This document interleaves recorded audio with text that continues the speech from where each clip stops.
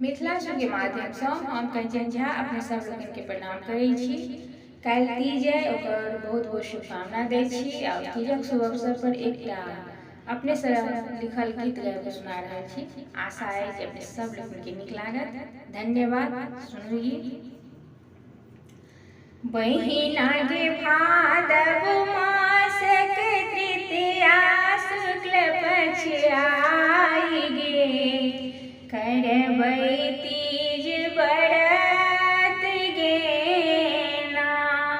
बहिना गे भादव मासक तृतीया शुक्ल पक्ष आई गे, करबै तीज बरत गे ना। भोरे सुत उठी हम नहेबै, पिड़किया खजूर निखंडे बनेबै। भोरे सुत उठी हम नहेबै, पिड़किया खजूर निखंडे बनेबै। बहिना गे रंग बिरंगक बनेबै पकवान गे, करबै तीज बरत गे ना।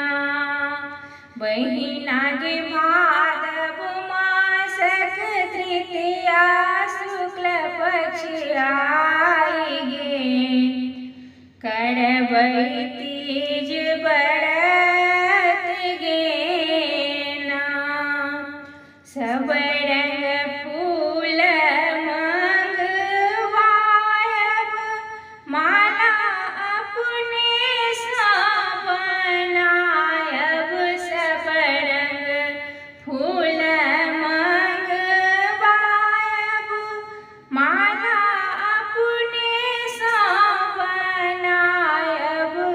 बहिना गे माला पहिरेबन शिव गौरा के साथ में, करबै हम बरत गे ना।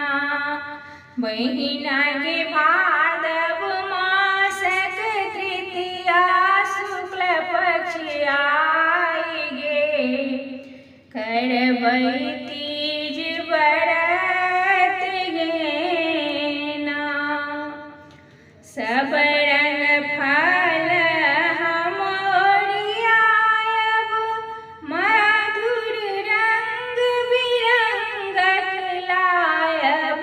सब रंग फल हम ओरियायब, मधुर रंग बिरंगक लायब।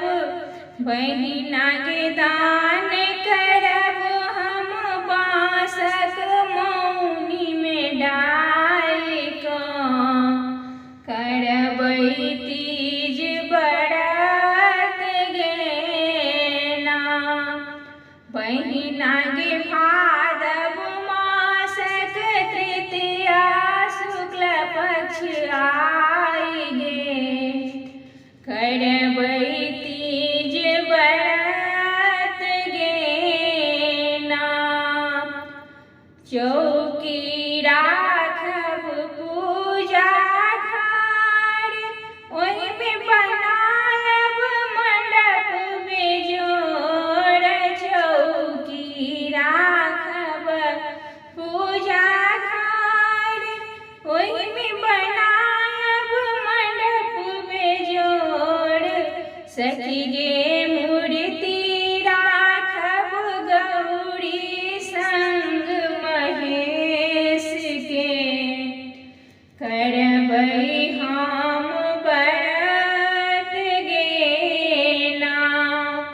बहिना गे भादव मासक तृतीया शुक्ल पक्ष आई गे, करबै तीज बरत गे ना।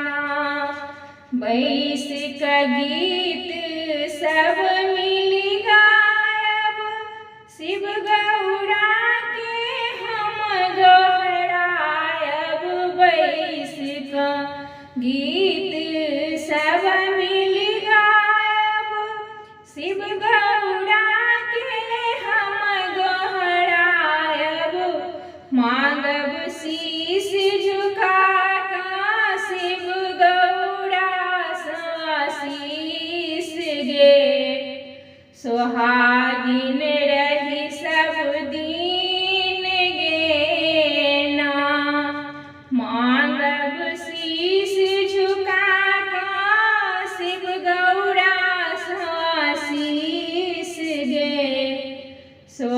सुहागिन रही सब दिन गेना।